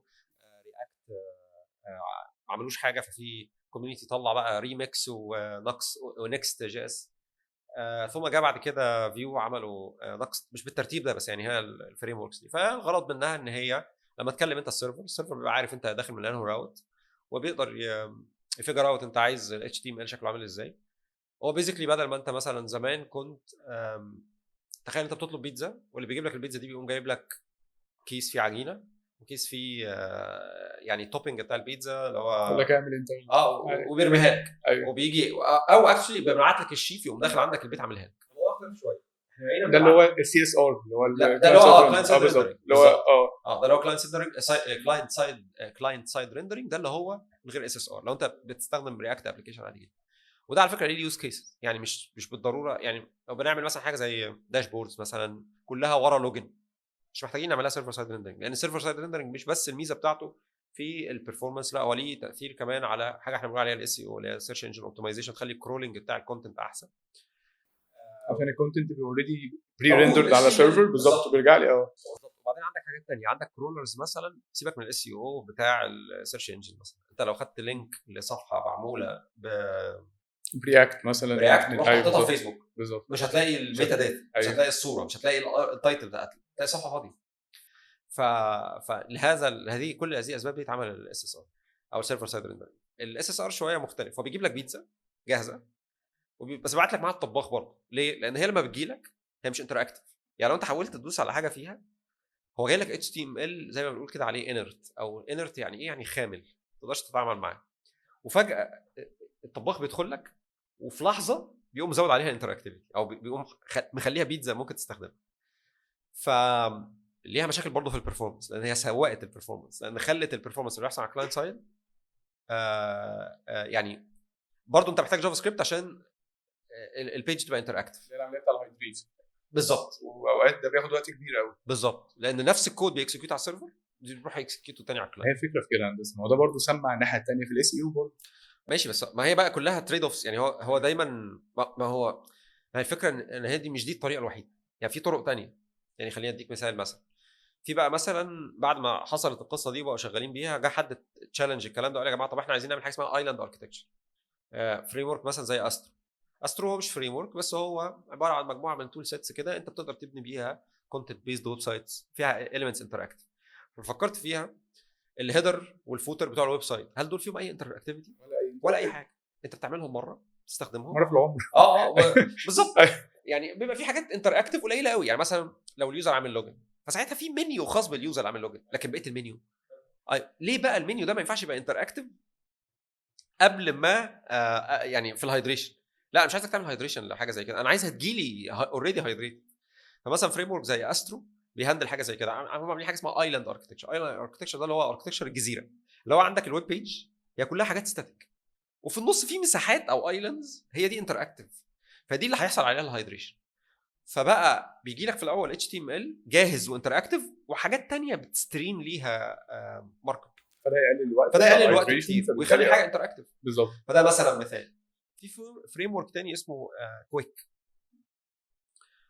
كويك ده انا كان عندي يعني تصور ان كويك ده هيبقى رياكت وانجلر وفيو هيسيبوا اللي بيعملوه ويقلدوا كويك، بس ده ما حصلش لان هو شغال بشكل مختلف شويه. عايز اشرحه بس يعني انا كنت اخر مره بصيت عليه من فتره، فانا مش فاكر قوي بعض الحاجات، بس هو اتس وورثي ان انت تبص عليه لان هو البرفورمانس بتاعه اسرع بكتير، احسن من رياكت واحسن من فيو كويك برضه واحسن من هندسه SSR. طلع طلعه كده كويسه وبعدين اختفى، يعني اعتقد طلع 22 ما هي الحاجات 23 دي في الوقت ده. يعني انا كان في ظني ان هو مش هيبقى فريم ورك قائم بذاته، لان صعب قوي الناس تسيب حاجات استابليشد زي رياكت وانجلر وفيو وتروح لحاجه شركه صغيره عاملاها يعني. بس هو كان بغض النظر، بينتروديوس كونسبتس حلوه جدا. ما هي انت بقى انت بتلعب على ان الكونسبتس دي الناس هتاخدها وتعملها ادوبشن، زي مثلا كونسبت زي السيجنالز مثلا. احنا كونسبت زي السيجنال مثلا طلع من مع سوليد، الفريم وركس الثانيه خدته، فانت بتلعب على دي اللي هو ممكن كمان يعملوا كده. بس هو الفكره ان هو اشتغل شكل الكومبايليشن كان مختلف، يعني هو كان بيخلي لك الويب سايت يستريم مجموعه فايلز، والفايلز دي بتبقى داونلود من غير ما تبقى بارسد ولا اكسكيوتد، ولما تيجي تعمل كليك على اكشن معين فالفايل نفسه هو داونلودد فيعمل له بارسنج واكسكيوشن ايميديتلي، فانت ما تحسش بوقت خالص. في برضه سؤال تاني، لو احنا بنشتغل رياكت او بنشتغل انجلر عند اي سكيل من المشروع، نقول ان احنا محتاجين نستخدم تول تساعدنا في موضوع الستيت مانجمنت. طيب حلو. في قاعده عامه في السوفت وير يعني، أو خلينا نقول في قاعده في السوفت وير اسمها، او يقال يعني ان premature optimization is the root of all evil. يعني ايه؟ يعني محاوله التحسين بدري قوي هي اساس كل الايه المصائب. بالظبط يعني. ف انت ممكن تبص على حد بيحاول انتروديوس حاجه للستيت مانجمنت من الاول، وراح جاب ريدكس مثلا او جاب وات ايفر، في عندنا حاجات كتير قوي للستيت مانجمنت يعني. هو اصلا الابلكيشن بتاعه مفيش فيه ستيت يعني، بس ليه هو قالوا لي ستيت مانجمنت فهو لازم كلها كميه مشاكل رهيبه وفي غنى عنها اصلا. بالظبط يدخل في كومبلكسيتيز بتاعه الانتجريشن بتاع اسمه ريدكس مع الديف تولز بتاعته، مع الجلوبال ستيت، مع كان بيتقال عليها ايه عشان بقالي كتير قوي ما استخدمتش ريدكس، اللي هي اللي انت بتكونسيوم لما تيجي تكونسيوم او تابديت الستيت ما كانتش اكشن. لا ففي قاعده كده دايما انت بتعمل حاجه، اعمل حاجه اول مره لوحدها. لو انت متخيل انت هتعمل حاجه ريوزبل، انت بتعمل حاجه اول مره بعد كده بتكررها بعد كده بتكستراكتد، انت بقى شفت الابستراكشن وتعملها ككومبوننت ريوزبل. فانا متخيل الستيت حاجه زي كده. انا مثلا لما باجي انا فاكر في بروجكت في وقت من الاوقات كنت بشتغل عليه، كان حاجه زي مثلا صاله حجز سيرفر. صاله الحجز دي انا يعني كان في سيناريوز كتير وسيناريوز معقده، وانا في ستيت عندي عايز امانج الستيت دي، فانا بدات بسنجل كومبوننت لان انا مش قادر اشوف الابستراكشن يبقى فين وايه اللي افصله وايه اللي اعمله وبتاع. ريديوسرز انا قاعد افتكر ريديوسرز بالظبط كده. ايوه معلش الكونسيبت مش موجود في حاجه ثانيه بالظبط. ثم بعد ما خلصت بدات ابص كده، طيب هو انا ايه اللي محتاج افصله؟ ايه اللي محتاج يبقى جلوبال ستيت انا محتاجها في كومبوننتس ثانيه؟ فانا مش شايف ان انت يعني unless ان هي حاجه واضحه وصريحه. يعني في بعض الحاجات الناس اتفقت عليها ان هي انت محتاجها تبقى موجوده وليها سنجل سورس اوف تروث، مثلا زي تعال نقول الستيت بتاعت اللوجن مثلا، انت يوزر لوجد ان ودي الانفورميشن بتاعتك. ليه؟ لان انت هتحتاجها في اي حته من الاوقات. بعض الاكزامبلز واضحه جدا مثلا زي الاي كوميرس مثلا والكارت. انت بيبقى عندك مثلا انت في برودكت بيج وعندك ريكومندد ايتمز وعندك مش عارف كاروسيل في برودكتس كده جايه من الشارع، انت محتاج ان انت تبقى الستيت دي بتاعت الكارت وانت انهو ايتمز في الكارت والكلام ده تبقى موجوده مانجد جلوبالي، لان الويب سايت كله ممكن يعدل فيها مش كومبوننت معين. فانت لو هي مش واضحه حاجه زي كده فانت محتاج ان انت لا استنى شويه لغايه ما تشوف انت محتاج ايه يعني. وهتلاقي علامات، يعني مثلا في حاجه احنا بنقول عليها بروب دريلينج، اللي هو هتلاقي عندك مثلا يعني انت الستيت بدل ما هي مقروءه من مكان وانت بتقرا من الستور، لا انت عملت باصي من ده لده لده لده. ممكن بقى انا محتاجها في جلوبال ستيت ولا محتاجها في حاجه مثلا زي كونتكست او حاجه زي كده، وتبقى مثلا سكوبد على مجموعه من الكومبوننتس دي. هتبان لك بقى هو دي حاجه انت محتاج بقى تجاوب على شويه اسئله، هي دي حاجه محتاجها جلوبالي ثرو اوت الاب كله، ولا انا محتاجها في التري بتاعت الكومبوننت دي كلها بعملها مثلا بكونتكست اي بي اي، ولا محتاجها مثلا ممكن عادي جدا ان انا اعمل بروب دريلينج. هي حاجه خلاص يعني مش لازم كل مش لازم كل حاجه مش احطها في حرام ستيت، يعني. مش حرام. أيوة. بالظبط، بعض التكرار ما فيهوش مشكله يعني. فانا في رايي هي كده بصراحه يعني، هي اتليست انا بمشيها كده. لو هي حاجه واضحه وصريحه زي الاكزامبلز اللي انا قلت عليها، لا خلاص من الاول انا هبقى عارف الستيت مانجمنت بغض النظر بقى، سواء بقى انا هستخدم موبكس ريدكس مش عارف زاستن تقريبا يعني، في كذا ستيت مانجمنت في تول يعني كذا ممكن ستيت نستخدمها. مانجمنت لايبرري، وكلها في حاجات بقى مينيمال، في حاجات كومبلكس وما الى ذلك يعني. فانا هروح للحاجه اللي انا مناسبه للريكويرمنت بتاعتي، بس ابقى شايف ان انا انا محتاج فعلا محتاج. لكن ما تروحش في الاول فيها اللي هو ايه انا اتعلمت ريدكس فانا هروح استخدم ريدكس في كل حاجه. لا ما بنعملش كده يعني. دايما انتروديوس التول لما تلاقي نفسك محتاجها، بالذات في الاول لو انت بتتعلم. لا ما انت لازم تتعلم كده يعني. انت بتعمل، احنا بنتعلم ازاي؟ جزء كبير من التعلم ان انت بتعمل غلط وبعد كده بترجع تريفيو تشوف تحسن ده ازاي وتبتدي تحسن عليه. هتلاقي نفسك بتعمل بروب دريلنج كتير، ودي حاجه جلوبال ستيت مثلا، وانا مجربها في كذا او يعني عاملها في كذا كومبوننت تري. لا حضرتك وقف، ده جلوبال ستيت مثلا يعني. انت جرب، لقيت مشكله بالظبط. شوف ايه اللي هيحل وساعتها استخدم التول. بالظبط. او من الاول خالص تبقى عارف ان انت محتاج ده، من الاول خالص ظبط على كده. بالظبط. وانا في رايي الشخصي انا شخصيا بعمل كده كل حاجه يعني. لو حاجه انا مش لسه كونفيدنت فيها او مش كومبتنت فيها بشكل كافي، انا ببتدي من حاجه هي تبقى واضحه يعني. هبتدي كومبوننت واحد في كل حاجه يعني انا فاكر بتاع حجز الثانوي ده عشان كان فيه تعقيدات سخيفه، وكان فيه ستيتس معينه، وفي اصل ده بيتحجز دلوقتي، طب اتحجز ولا لا، طب لوكد ولا يعني كان في شويه حاجات كده ايه سخيفه يعني. وممكن تشيك اوت از جيست، ممكن تشيك اوت از ريجولار يوزر، ممكن تدفع مش عارف بشكل عامل ازاي، ممكن تغير ايه يعني. ممكن تطلب بقى مثلا عايز هنا يجي لي فشار يعني. فانا مش عندي بزنس ريكويرمنتس كتيره ومش واضحه قوي، وعندي حاجات انا مش عارف. وانا برضو انا كشخص، انا كاحمد، انا ما بقولش على نفسي كونفيدنت خالص في رياكت يعني. انا مش قوي في رياكت كومبيرد للفريم وركس الثانيه اللي انا ممكن اكون اعرف فيها اكتر. خلاص هو سنجل كومبوننت هبتدي بعد كده بدات أنا ممكن اكستراكت ده لوحده. مجموعه الهوكس دي ممكن تبقى في هوك لوحده هو بيريتيرن اللي هي الحاجات دي، واعمل ابستراكشن وعادي. الموضوع ما خدش وقت يعني بشكل كبير. فانت حتى لو انت قلقان يعني، عارف اللي هو اللي احنا بنقول للناس ايه دايما، في مثل اللي هو خد من التل يختل. لما عندك مشكله كبيره حاول تكسرها مشاكل صغيره وحلها. فانا خدت المشكله وبعد كده حطيتها في حاجه وبدات افصلها بقى عن بعض باشكال. الاستراتيجيه دي نجحت معايا بشكل كويس جدا. انا تعب حضرتك لا معلش خالص والله ولا بجد. حاجه. لا. الكونسبت برضو بتاع المايكرو فرونت اند ناس كتير بقت بتتكلم عليه، وناس كتير بقت شايفاه ان هو حاجه ترندي وحاجه مهمه وكده. عايز اسمع راي حضرتك برضو. هو المايكرو فرونت اند دي حاجه من الحاجات الغريبه شويه ان الناس بتجري وراها. انا مش فاهم ليه، لان كل الناس اللي اشتغلت في مايكرو فرونت اند بتقول في مشاكل يعني. كل الناس، انا ما اشتغلتش مايكرو فرونت اند بس هو كله بينتروديوس كومبلكسيتيز في التيمز اللي بتشتغل مع بعض ازاي.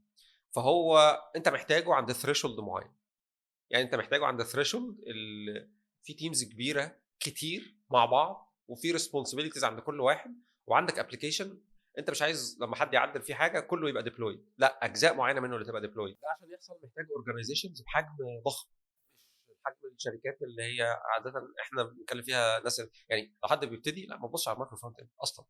انا مع كل الشغل اللي انا بعمله ما فيش ولا بروجكت انا شفته في حياتي بالنسبه لي انا محتاج سكيل فرونت مايكرو فرونت اند. انا التيم اللي بشتغل فيه دايما السكواد اللي بتشتغل على البروجكت بيبقى فيها مثلا اقصى حاجه عدد ناس في نفس الفانكشن 3 فرونت اند ديفلوبر مثلا او 4، ما زدتش عن كده. التيم بتاعي في ناس اكتر بس متوزعين على بروجكتس ثانيه، بس مش مثلا احنا بنتكلم على مايكرو فرونت اند لما بيبقى عندك 100 واحد متقسمين مثلا 30 تيم مثلا او 20 تيم. وكل واحد يعني شغال على في تيم شغال على تشيك اوت، في تيم شغال على بروفايل بيج. لان المايكرو فرونت اند في النهايه هو طريقه، ومش كل الناس بتعمل مايكرو فرونت اند صح. في ناس بتعمل مايكرو فرونت اند غلط. في ناس مثلا بتخلي اللي هو طب اوكي هو مثلا احمد عمل تعديل، طب احمد هيبيلد جزء من البروجكت بتاعه. لا هو احنا بنبيلد البروجكت كله وديبلوي ات از سنجل انستنس. هو المايكرو فرونت اند مش كده. المايكرو فرونت اند عندك كونفيجريشن او عندك حاجه هي اللي بتوجه البندل دي من عند انهي مكان بالظبط، ولو بتابديت بيعرف يبص على الحاجه ده باختصار مخل قوي يعني. مش وفي النهايه بقى انت بتبتدي تكتشف طب هو الحاجات الجلوبال هو مين اللي بيمانج الحاجات الجلوبال دي، وايه الكونتراكتس اللي ما بيننا وما بين الشيل اب اللي بيتحكم في الاب كله. فهو هي فيها كومبلكسيتي يعني بنت لذينه يعني، مش صغيره يعني. فاحنا فهي امتى بقى محتاجين نتعرض لده اصلا يعني؟ لما تبقى تشتغل في تيم كبير بالظبط. قوي وكله بيشتغل في نفس الابلكيشن، وهتلاقيها ساعتها حد يعني اكسبرت هو اللي بيجي يقول. لو انت بتسال السؤال ده دلوقتي فغالبا انت لسه مش محتاج، لان غالبا انت هتبقى تتعرض للحاجات دي لما عندك تيم فيه 100 واحد شغال فعلا. ده اللي انا بسمعه. انا ما عنديش خبره عمليه في المايكرو فرونت اند. انا يمكن حضرت سيشن واحده في ايجيبت جي اس كان في مهندسه، بس عايز اتذكر اسمها، مش قادر بصراحه، بس هي كانت ادت سيشن حلوه قوي قوي قوي. هتلاقوها، ممكن تلاقيها على الشانل بتاعتنا بتاعت ايجيبت جي اس. بصراحه ما اعرفش التيم بتاعهم حجمه كان قد ايه، بس اللي انا كنت بسمعه من التيمز اللي بتستخدم مايكرو فرونت اند ان هو عاده ده اورجانيزيشنال ستراكشر. يعني اورجانيزيشن فيها بروسيس معين، لكن مش يعني هو مش هيحل لك حاجه، هو بس بيخلي كل حد يتاكد ان شغلك انت لوحده، يعني كل واحد شغله مفصول والديبلويمنت بتاعته سيبريت من غير مشاكل. في بعض الناس بتتخيل المايكرو فرونت اند، عشان هو برضه في ناس كانت بتتكلم عن المايكرو فرونت اند ده ان هو يلا نعمل بروجكت واحد ونستخدم فيه انجلر ورياكت وفيو، هو ده هبل، ما حدش بيعمل كده. يعني حتى لو ده متاح ده مش حقيقي، ده ما بيحصلش في البراكتيكال واي. بالظبط. بسبب الفرق الكبير اللي ما بين الفرونت اند والباك اند. المايكرو باك او اللي هي المايكرو سيرفيسز مثلا، انت بتديبلوي كل حاجه على الانستنس، لكن انت في المايكرو فرونت اند انت عندك ويندو واحده الاب بيرن كله جواها. فاحنا لو هنهبل في الويندو دي هنبهدل الدنيا، يعني البرفورمانس هيبقى وحش، الكومبوننتس هتاثر على بعض. مهما حاولت انت بتكتب حاجه هي بتاثر على بقيه الاليمنتس اللي في البيج يعني، لان في النهايه مفيش ستريكت، يعني مفيش خطوط حمراء بتقول لا ما حدش هيعدي الحته دي. انا لو ممكن اكتب كود اخليه يكويري اي حاجه في الدوم، انليس مثلا انا بستخدم تكنولوجي زي ويب كومبوننتس والشادو دوم وانا انكابسوليت الحاجات بتاعتي، وعاده الناس ما بتعملش كده، الناس ما بتحبش اصلا ويب كومبوننتس، ما بتحبش تستخدمها، فعاده لا. فبس يعني فمايكرو فرونت اند هي توبيك شكلها لذيذ وظريف شكلها اكسايتنج وبتاع، والناس بتتخيل ان هي دي البينكل اوف فرونت اند ديفلوبمنت. يعني انا هتعلم شويه حاجات في فرونت اند واوصل لغايه المايكرو فرونت اند. حبيبي انت ممكن تعدي الكارير بتاعك كله ما تشتغلش في مايكرو فرونت اند. بالظبط. بس طيب في سؤال تاني معلش، السي اس اس بري بروسيسور اعتقد مثلا من 10 سنين 8 سنين كان ساس وليس، وكان في ستايلس، كان في تقريبا حاجه اسمها ريورك، كان في تولز كتير بتعمل ده. وبعدين ايه، بدا السي اس اس تابديت نفسها، بقى فيها كل الحاجات اللي احنا كنا بنستخدم الساس مثلا عشانها. حضرتك برضو شايف هل لو حد بيبدا فرونت اند يتعلم فرونت اند محتاج يبص على ده، ولا خلاص الموضوع ما بقاش مستاهل؟ طيب هو اللذيذ ان هو مش هيحتاج سبيسيفيكلي يبص على ساس، لان هو ممكن يستخدم ساس بالمعرفه اللي هو عارفها في سي اس اس. يعني خلينا نقول على حاجه لذيذه. البري بروسيسورز مبدئيا، البري بروسيسورز اخترعوهم مجموعه ناس بتاعت باك اند، ما كانش عاجبها الفرونت اند. ان هو انا بكتب الفرونت اند ازاي ما عنديش فاريبلز، ازاي ما اقدرش اعمل لوبس، ازاي ما عنديش حاجه تقدر تريبيت ميكسنز الحاجات دي. ف وهو سبيسيفيكلي يعني على اساس مثلا حاجه هو طلع من داخل روبي يعني ايوه احنا زمان ساس كان لازم روبي وبتاع. كان روبي ساس، بعد كده أيوة. دلوقتي بقى نوت ساس ولا دلوقتي دارت ساس، حاليا بقى شغال بدارت يعني، عشان دارت اندبندنت واسرع بكتير من نود وما الى ذلك يعني.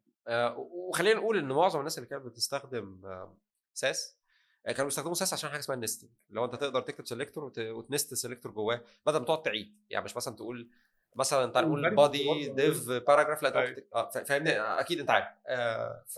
دلوقتي احنا عندنا نستنج في السي اس اس، عندنا نيتيف نستنج في السي اس اس، وده كان حاجه من ضمن الحاجات عندنا نيتيف فاريبلز في السي اس اس، ما كانش موجود زمان نيتيف اللي هي الكاستم بروبرتيز. طب تاني خلينا في قاعده حلوه برضو، ان مفيش حاجه انت هتعرفها هتضر.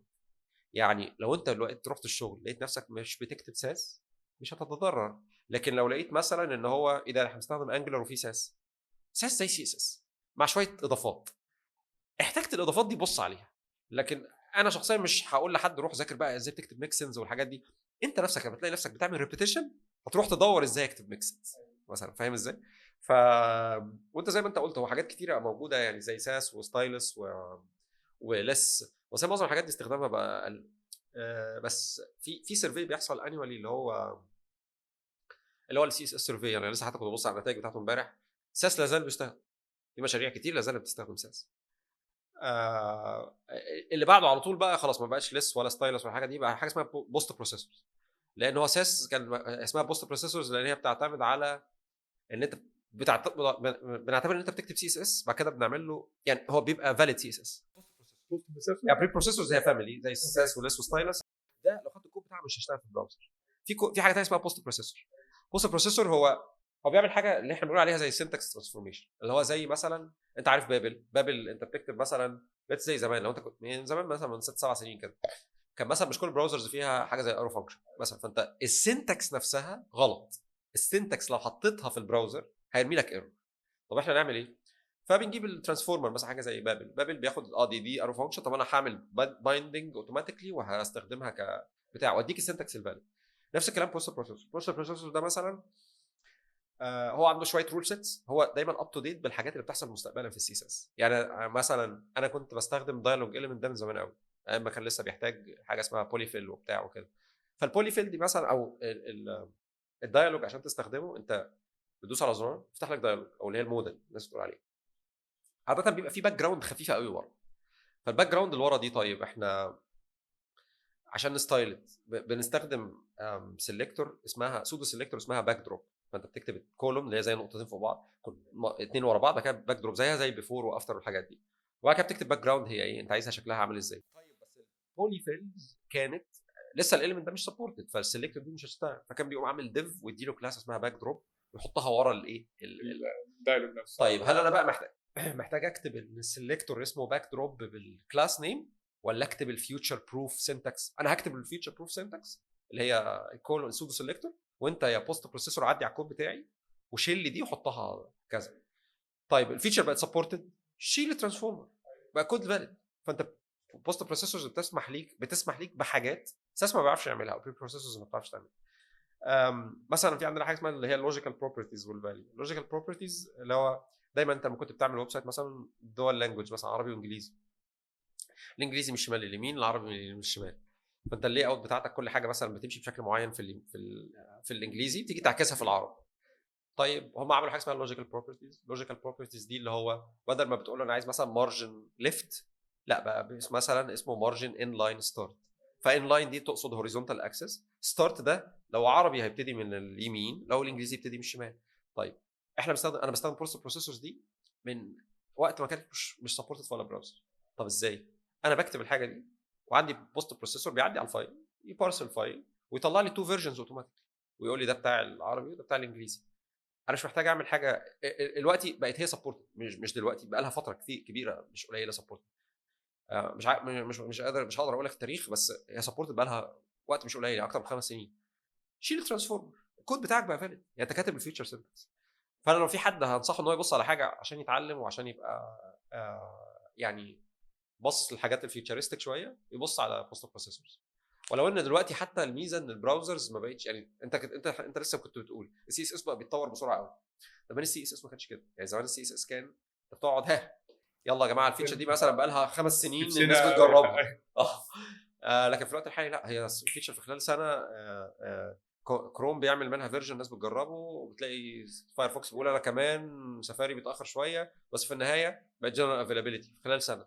والفيتشرز اللي موجوده عندنا فيتشرز كتير قوي، يعني اللي هي البيرنت سيلكتور دي قعدت سنتين يمكن او حاجه زي كده، ما قعدتش كتير يعني، بقت افيلابل يعني على ما اتذكر، ممكن ابقى غلط، بس من ساعه ما بداوا يتكلموا عنها لغايه ما بقت افيلابل في البراوزرز كلها ما عدتش كتير. فانت غالبا مش هتحتاج الحاجات دي دلوقتي لان التطور في اللغه نفسه بقى سريع قوي يعني. في سؤال تاني، واحنا بنبني اي فرونت اند بروجكت لو عايزين دوت يبقى سكيلبل بعد كده، في اي فولدر ستراكشر معين حضرتك تريكومند بيه يعني ناخد بالنا منه بشكل عام بقى بغض النظر عن هو الفكره. بس خلينا نتفق على حاجه، ان وجود ستراكشر احسن من ان ما يبقاش فيه ستراكشر. يعني انت ايا كان الستراكشر انت هتحطه هو احسن من ان انت ما تحطش اصلا كده يعني. بالظبط. أيوه. وانت مع الوقت هتبتدي تفيجر اوت الستراكشر المناسب بالنسبه لك انت، بس مفيش ما يمنع ان احنا نشوف الناس توقفت عند فين. عاده الناس بتعمل حاجات زي ان هي تجروب حاجات مع بعض. يعني في ناس مثلا بتحب تجمع مثلا حاجات يبقى عندها فيتشر فولدر. فيتشر دي مثلا هنقول مثلا هناخد فيتشر زي تشيك اوت مثلا، فدي عباره عن مجموعه من السكرينز ومجموعه من الكومبوننتس هي مش هتستخدم في اي حته غير التشيك اوت. فهنعمل فيتشر ونعمل فيتشر للتشيك اوت ونحط الحاجات بتاعتها جواها اللي هي ككومبوننتس مثلا يو اي. لا انا عندي جنرال كومبوننتس اتومز اللي هي مثلا زي البوتومز خلاص دي مش هينفع تتحط تحت حاجه، دي مش فيتشر، دي جنرال كومبوننتس. تعالى مثلا حاجات زي الهوكس ممكن نفصلها. دايركتوري سيرفيسز كل الاي بي اي كولز بتطلع منه. دايركتوري للانتجريشنز اي حاجه احنا بنعمل معاها انتجريشن ثيرد بارتي تبقى موجوده هنا عشان لما اجي ابص عليها تبقى الانتجريشن باسم الانتجريشن.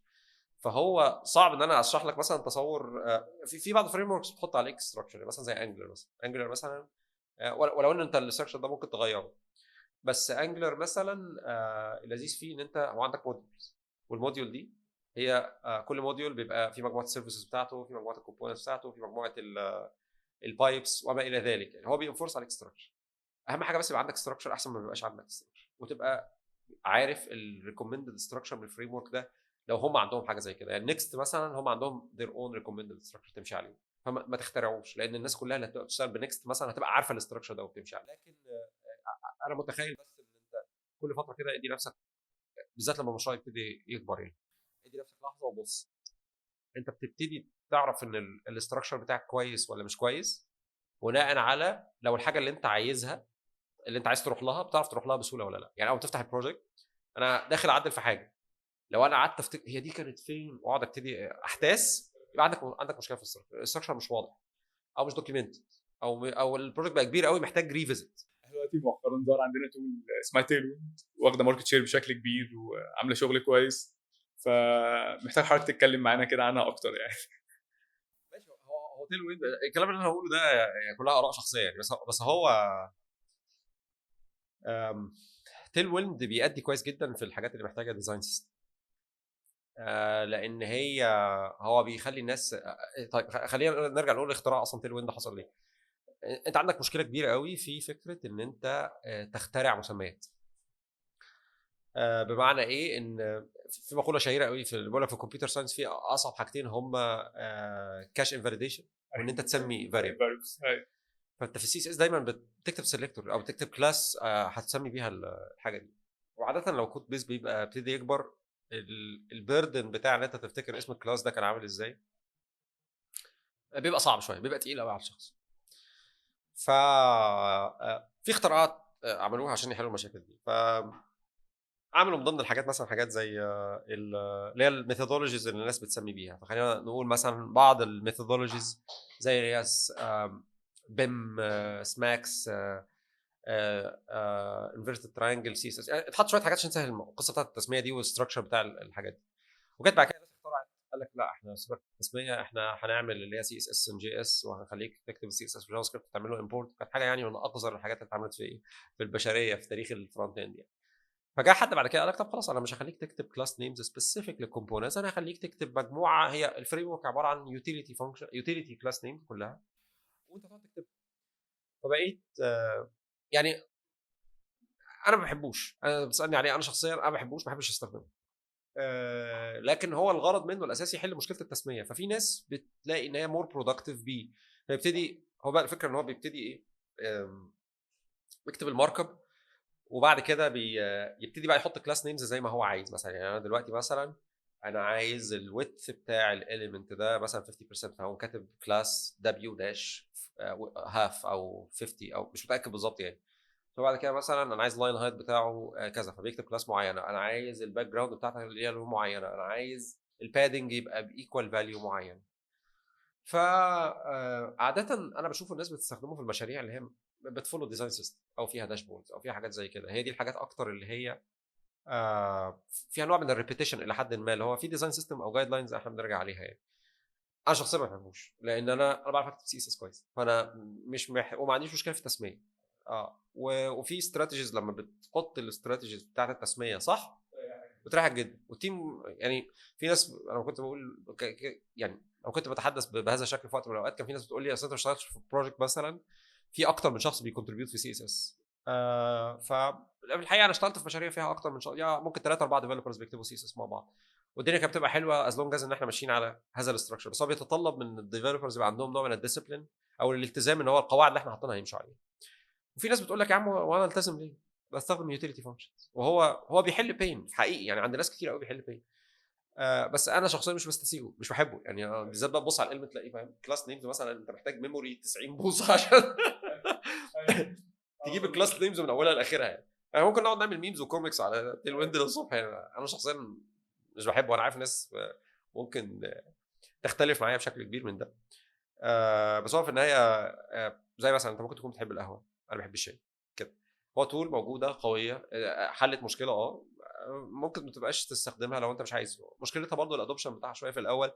انت بتحتاج تبقى فاتح الدوكيومنتيشن دايما جنبك، يعني محتاج 2 سكرينز، سكرين تكتب فيها كود وسكرين فاتح فيها الحاجه بتاعت التيل ويند علشان تبقى انت عارف هتكتب ايه بالظبط. بعدين بقى لما بتبتدي تزود انتر اكتيفيتي زي مثلا اون هوفر انا عايز اغير حاجه، او لما يبقى فوكس ده يعمل حاجه، تلاقي بقى نفسك تكتب يعني جنان وهبل. بس هو حلو قوي في الحته دي برضه، انا في الجزء ده بيعملها بشكل كويس جدا الحقيقه. هو مقسمها لمجموعه يعني حاجات، وانت ممكن تعيد استخدامها يعني. لكن ما اعرفش، ازاي صعب يعني. الديباجنج لما تيجي تحل حاجه او لما تيجي تعمل تعديل، انت بتقعد تقرا كلاس نيم واحده واحده عشان توصل للي انت عايزه. الموضوع فعلا غلس. فدي حاجه. كان في حاجه تانية كنت عايز اقول عليها. اصلا السي اس اس جزء منه اللي هو كاسكيد. الكاسكيد اللي هو ازن انت عندك اليمنت بتكتب كلاس جينيريك شويه وتوفررايدد بحاجه مور سبيسيفيك. فده بارت من السي اس اس، والبارت ده اه انت محتاج تمبريس يعني. خليني اقول لك على حاجه. في بعض الحاجات في اللغه الناس ما بتحبهاش، يعني مثلا احنا بنقول عليها اللي هي جلوبال نيتشر اوف سي اس اس، ان انت ممكن يبقى عندك ديفلوبر يدخل يكتب في اخر سطر حاجه يبوظ الويب سايت كله. ليه؟ لان هو عمل حاجه اثرت على كل حاجه. ده مضايق ناس يعني. ده في ناس لا، انا عايز الحاجات بتاعتي ما حدش تاني يقدر يعدلها. هي اللغه مش معموله كده.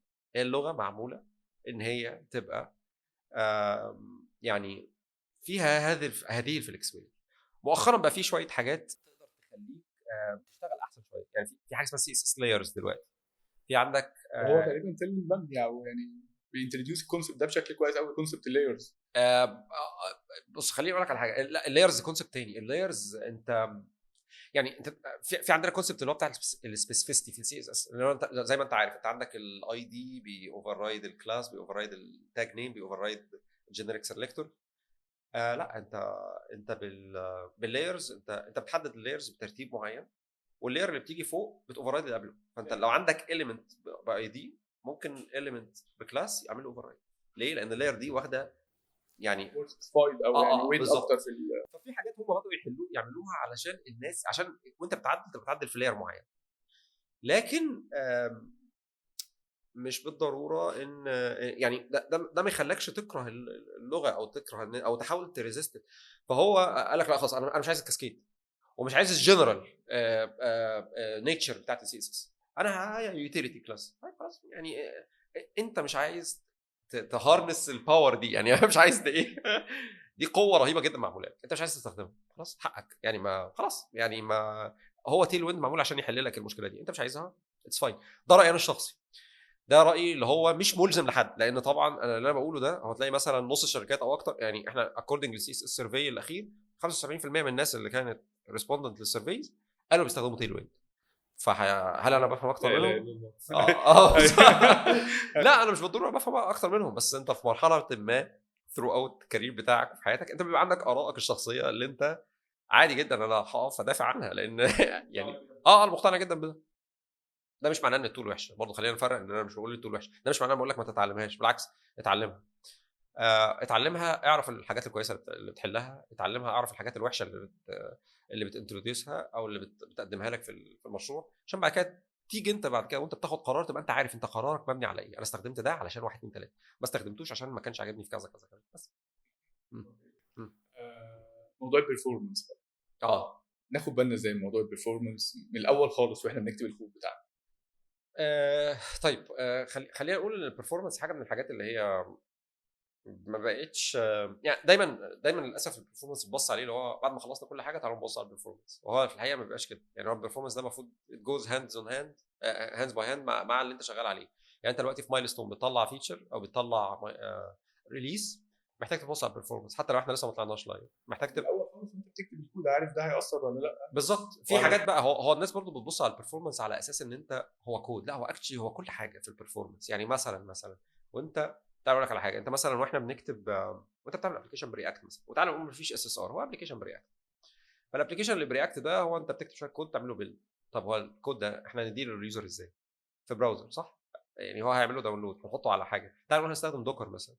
فانت هتبيلد ستاتيك فايلز تخش تحطها على انجن اكس وفي دوكر ايمج وبتبلش الايمج دي. طيب اخبار السيتنج بتاع الكاشنج بتاع الفايلز ايه؟ انت في عندك سيتنج مثلا في انجن اكس انت بتست مثلا ان الصور بتكاش لمده مثلا 30 يوم، الفونت مش عارف قد ايه، ان في مثلا بعض الحاجات مثلا ان انا عايز استخدم كاش جي اللي هي مثلا كومبريشن زي جي زيب او بروتلي او اللي هي اي تول من الادوات اللي هي بتستخدم في التكست كومبريشن مثلا. كل ده performance، كل ده بيحسن performance. هتعمله امتى؟ وانت بتبتدي خلاص بدات تكتب دوكر ايمج، يلا احنا في عندك تشيك ليست المفروض حاجات تبص عليها. ما تسيبهاش ان انت تروح تستخدم وتقول والله ده انا نسيت ان احنا نعمل الحاجه دي. والله اعلم في وقت اصلا هو عاده ما حدش ياخد باله، هو هتطلع بعد كده يقول لك ايه ده الويب سايت بطيء، طب تعالوا تعالى انفستيجيت، نحل ده مش بقى. عارف مين بيشتكي، ده فلان حط التول في جوجل لايت هاوس وطلع له مشاكل قد كده، انتوا ازاي عاملين الحاجه دي؟ بالظبط، واخد 13 بالظبط. فلا انت محتاج يبقى عندك تشيك ليست، انت عارف الحاجات اللي المفروض تحصل فيها. وفي ناس ممكن تتخيل يقول لك لا ده مش شغل فرونت اند، لا يا حبيبي انت بتعمله عادي يعني، يعني احنا برضه مسلم. هو انت سوفت وير انجينير، انت مش بتاع فرونت اند بس، يعني انت بالعكس انت الحاجات دي بتخليك مور امبلويبل، تعرف تكتب كونفيجريشن بتاعت انجن اكس، تبقى عارف الفرق ما بين التولز دي والتولز دي، الامباكت بتاع الحاجات دي على البرفورمانس شكله عامل ازاي. فتعال نقول مثلا دي حاجات انت محتاج تاخد بالك، ده مش كود، ده انفراستراكشر. ممكن حد يدبيت ويقول لي لا ده شغله الديف اوبس، لا الديف اوبس شغلته حاجات تانية كتير قوي، ممكن تبقى دي واحده منهم، بس انت مش هتخسر حاجه ان انت تبقى عارفها. سبيشالي ان انت هيجي لك ويب سايت حد يقول لك تعالى اعمل له اوديت، مش هيروح للديف اوبس يقول له اعمل له اوديت الويب سايت بطيء ليه، هيروح للفرونت اند يقول له الديف اوبس الويب سايت بطيء ليه. فالفرونت اند من الحاجات اللي هتطلع له ان مفيش كومبريشن للتكست اللي جاي. فهل هيقول لا انا مش هقول عليها الديف اوبس اللي يقول؟ انت اللي هتقول عليها، انت اللي عارف الحل، والحل بتاع عبيط يعني. فدي مثلا حاجه انت مثلا، انا بشوف مثلا حاجات مثلا، خليني اقول مثلا امثله ممكن تبقى واضحه وصريحه وعبيطه جدا. مثلا تلاقي حد مثلا وهو انت عارف انت في الفرونت اند بيبقى عندك ديزاين ريفرنس، والديزاين ده بتكستراكت منه شويه معلومات، تاخد المعلومات دي مثلا سواء بقى كانت صور، سواء كانت كود، سواء كانت اس في جي حاجات كده يعني، وبتستخدمها. فتلاقي حد مثلا خد صوره زي ما هي وحطها في الريبوزيتوري وهي موجوده مثلا في الهيدر في الويب سايت، فتكتشف مثلا وانت بتبص مثلا في الكود ريفيو ان الصوره دي حجمها 5 ميجا. هي الصوره دي اللي اتحطت اصلا في الريبوزيتوري في الهيستوري بتاعها 5 ميجا دي، اكيد يعني اكيد في حاجه غلط. هو ما بصش على الصوره، هو عمل تك اكسبورت، خد الصوره زي ما هي راح حطها. حضرتك يا حبيبي احنا مش بنعمل كده، انت محتاج تبص هل هي الدايمنشنز بتاعتها مناسبه، هل هي اكسبورتد بفورمات صح.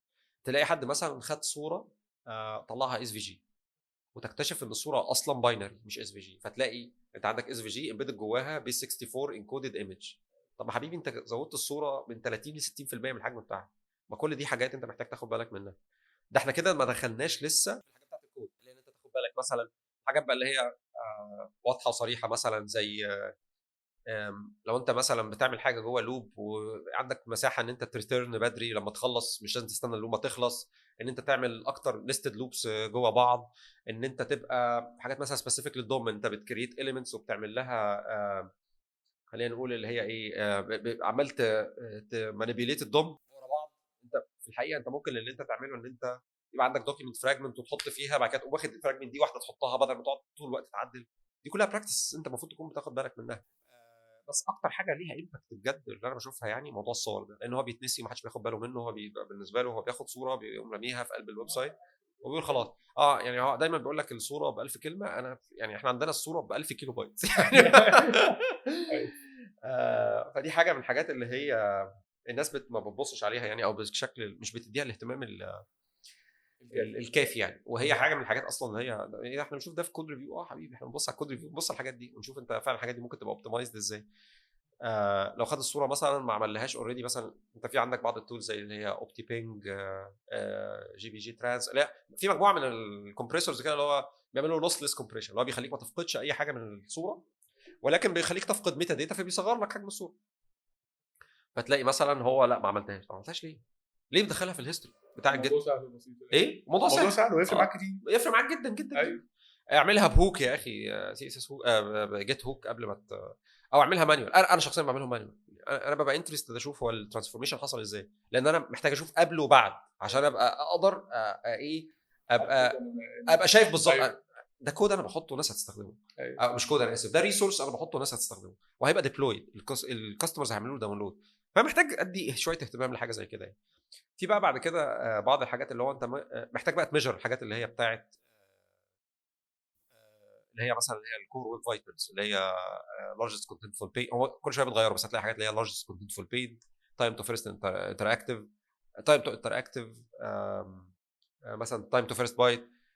محتاج تتابع الناس اللي بتتكلم في البرفورمانس مثلا. فاحنا شوف مثلا حد زي مدحت داوود الحاجات اللي هو بيتكلم فيها، لان البرفورمانس توبيك كبير وفي يعني موضوع متشعب، فمحتاج تبقى عارف الحاجات دي ايه، وتجرب التولز اللي موجوده اونلاين، بص على ريكومنديشن في حاجات انت مش فاهمها ذاكرها. فهي حاجات كتير قوي. بعدين هتلاقي مثلا حاجات، مثلا في حاجه اسمها كوميوليتيف لاي اوت شيفت، اللي هو انت فجاه تفتح الويب سايت بعد كده تلاقي انت جاي تدوس على الزرار تلاقي حاجه اتغيرت مكانها. فانت محتاج تران التولز دي، محتاج تبص على الناس اللي بتتكلم في البرفورمانس، تقرا البرفورمانس بلوج بتاعت جوجل، تشوف الحاجات اللي بتيجي وبتضاف في الميجرز، لان هي في النهايه بتاثر على الرانكينج بتاع الاس اي او، بتاثر على اليوزر اكسبيرينس، بتاثر على الكاستمر اكوزيشن، بتاثر على الناس اللي بتستخدم الاب اصلا بتبقى مبسوطه ولا مش مبسوطه. فيعني البرفورمانس توبيك كبير، بس لو هنبتدي فيه من الاول يعني اتليست الريسورسز اللي انت بتعملها محتاج يكون اوبتمايز. يعني ما ينفعش يبقى عندك صوره كبيره وبتقول لي اصل انا حجم الفايل مش عارف بتاع سي اس اس شكله عامل ازاي. حبيبي عدل الصوره الاول. ما ينفعش يبقى عندك الاي بي اي بترد مثلا في 10 ثواني وتقول لي اصل انا عايز اشتغل على البرفورمانس بتاع الفرونت اند. روح صلح البرفورمانس بتاع الباك اند الاول يعني اكيد. وهي زي ما بقول لك كده، هي بتيجي انكريمنتال ستيبس، وتعمل تشيك ليست بتاعتك وتشوف التول، لان البرفورمانس دايما بيتغير الميجرز بتاعته، وهو كل شويه بيخلي الموضوع اصعب. يعني احنا زمان كنا بنعمل على مجموعه ميجرز كانت عبيطه شويه كومبيرد اللي موجود دلوقتي موجود حاجات عنيفه قوي. يعني انت لو بتطلع بالسكور بتاع الويب سايت باكتر من 80 وهو فيه ريسورسز كتيره وفيه تعقيد وبتاع، بتبقى حاسس ان انت عملت انجاز. بالظبط. فحتى احنا انا بشوف مثلا كاستمرز ممكن يجي يقول لك لا انا مش هاخد الويب سايت الا البرفورمانس بتاعه 100. خلاص مش هتاخد يعني مش هينفع. انا كوميت ليك ان انا هاوبتمايز از ماتش از اي كان، ولان انت نفسك هتلاقي نفسك عايز تنتجريت، لا حط لي اناليتكس مش عارف بتاع جوجل، انا حط لي تيك توك، حط لي فيسبوك مش عارف بيكسل، حط لي مش عارف ايه، ما كل ده بيأثر على البرفورمانس. موضوع ريجولار اكسبريشن الى اي مدى يحتاج الفرونت اند ديفلوبر ان هو يبقى شاطر في ريجولار اكسبريشن ويبيلد الريجولار اكسبريشن بتاعه؟ يعني خليني اقول لك بصراحه، يعني بعد شات جي بي تي انا ما عدتش بص، الريجولار اكسبريشن توبيك من التوبكس المعقده يعني. هي حاجه من الحاجات اللي هي انا بقول عليها زي بارتي بوبر كده. انت ممكن تبقى مثلا عارف لما تبقى في مكان وتلاقي واحد بيعرف يحل روبكس كيوب، فالناس كلها بتنبهر ايه ده واو، مع ان هو ليه الجوريثم، يعني هو ليه طريقه. يعني انا ابني اللي عنده 10 سنين بيعرف يحل الروبكس اللي هو الروبكس كيوب، بيحل اللي هو الثلاثه والخمسه والسبعه يعني هات له حاجه كبيره هيعرف يحلها، لانه في النهايه في الجوريثم هو بيمشي عليه. الريجولار اكسبريشن هي قواعد انت بتعرفها وتمشي عليها يعني. بس في مقوله دايما بتتقال اللي هو انا عندي مشكله فاستخدمت ريجولار اكسبريشن عشان احلها فبقى عندي مشكلتين. فهي حاجه هي مش سبيسيفيك خالص في الفرونت اند يعني، بس انت هتلاقي نفسك من وقت للتاني مطلوب منك ان انت تبقى عارفها شويه. في بعض الحالات مثلا لو انت بتعمل كاستم رول باسورد فاليديشن لنوع مثلا معين من الارقام، الجوريزم مثلا حاجه زي بتاعه كريدت كارد محتاجه تبقى مكتوبه بشكل معين يعني. بس ريجولار اكسبريشن سخيفه يعني. انا ما اقدرش اقول انا متمكن منها يعني. انا اعرف فيها شويه حاجات يعني، اعرف اقول اللي هو ستارت وذ، طب اند وذ، طب لان دي حاجات انا بستخدمها كتير قوي في وانا بتعامل مع سترينجز حتى مثلا او الترمينال، وانا مثلا بتيل فايل بقول له دور لي على حاجه فلانيه مثلا جريب هات بكذا، وانا بسيرش اند ريبليس. فانت اتعلم من الريجولار اكسبريشن قدر اللي انت محتاجه يعني. انت لما تلاقي نفسك عندك تاسك محتاج تعمل دي، شوف ازاي انت الاول فكر انا عايز اعمل ايه. انا عايز اجيب مثلا سيكونس بتاع الكاركترز طب ده بيحصل ازاي، تعرف السنتكس دي. بس انا لو قلت لي اي حاجه على ريجولار اكسبريشن دلوقتي او جبت لي اكسبريشن كتبته قلت لي ده بيعمل ايه، انا مش عارف اقول لك، لان هو فعلا الموضوع وهو مكروه مش في وسط الفرونت اند، ده مكروه في وسط العالم كله. انا فاكر في كتاب كان اسمه اباتشي مودري رايت، زمان كان في ويب سيرفر لازم موجود اسمه اباتشي، والراجل اللي كان كتب في واحد كتب كتاب عن اباتشي مودري رايت. مودري رايت ده اللي بيعمل لك ريدايركشن لليو ار الز من حته لحته. زمان كنا بنستخدمه في الفرونت اند فريم وركس اللي هي زي خلينا نقول اسمه ايه باك بون وقتها، علشان كان انت عايز تري راوت يعني الترافيك من اللي هو مثلا رايح مثلا بيج سلاش بروفايل، هو في النهايه بيبص على اندكس اتش تي ام ال. فمود ري رايت في اباتشي كان اللي هو بيقول لك اي ترافيك او اي يو ار ال هو بيروح في النهايه على اندكس دوت اتش تي ام ال، ثم ايفينشولي الفرونت اند بيقدر يديتكت ان ايه ده الفايل هو عايز الباث ده، فيبتدي يرندر اكوردنج للباث زي اي راوتر وهو شغال يعني. فمودري رايت ده كان الراجل، انا بحكي القصه دي عشان راجل كتب كتاب شهير قوي عن مودري رايت ده، كتب فيه انتروداكشن كان بيقول انا عايز اشكر مراتي لان من غيرها الكتاب ده كان هيخلص من 3 سنين وعايز اشكر ريجولار اكسبريشنز عشان ده هيخليني انا مش هكتب كتب تاني في حياتي يعني. لان هو مودري رايت ده معتمد بشكل كبير قوي ان انت بتعرف ريجولار اكسبريشن. فالراجل فيه تشابتر ضخم كاتب فيه عن ريجولار اكسبريشن، لازم يشرحها، هو كره نفسه. فلو حد بيكرهها يعني حقك يعني تمام. لو حد بيكرهها فانت كده تمام. لو حد بيحبها لا انت عندك مشكله. ايوه. يعني في ميم مشهور قوي بتاع ولد وهو قاعد ورا في العربيه وهو بيصرخ ومامته بتقول له why can't you be normal، هو انت ليه ما ينفعش تكون طبيعي وهو بيتكلم بريجولار اكسبريشنز. ف بس definitely احتياجنا ليها في الوقت او احتياجنا ان احنا نكتب ريجولار اكسبريشنز في الوقت الحالي قل.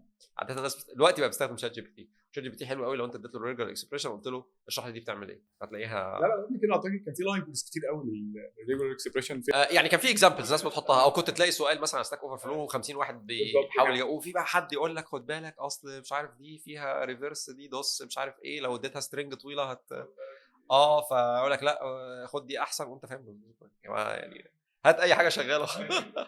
ف بس يعني لو انت يعني في اوقات لو انت سيستم ادمن وبتستخدم يعني بتبص على فايلز كتير وبتتعامل بالتيرمينال كتير، هتلاقي نفسك هتحتاج تعرف ريجولار اكسبريشن كويس. لو انت فرونت اند ديفلوبر غالبا هتحتاجها في كاستم رولز في فاليديشن، او في لو انت عايز تماتش راوت بحاجه يعني كلها كونفيجريشن يعني. بس اتعلم منها اللي انت تقدر عليه يعني. والله صحابك جدا، والف مليون شكر، تعبناك ويعني لا خالص ولا تعب ولا ربنا حاجه، يكرمك. شكرا ليك، انا استمتعت يعني، وبقالنا كتير الحمد لله الاسئله يعني كلها اسئله تقنيه، بعدنا عن الاسئله بتاعت اتكلمنا شويه في الحاجات بتاعت الكارير وكده، بس ما كانش ده هو ده لب الحديث. للاسف هو دايما الناس بتسال في ده، انا بحب اتكلم في الامور التقنيه اكتر يعني. شكرا جدا ليك. شكرا ليك يا هندسه، سعدت جدا بوجود باشمهندس احمد معانا، والحقيقه كانت حلقه انا استفدت منها كتير جدا على المستوى الشخصي، واتمنى انتوا كمان تكونوا استفدتوا، وان شاء الله نشوفكم في حلقات تانية. شكرا ليكم.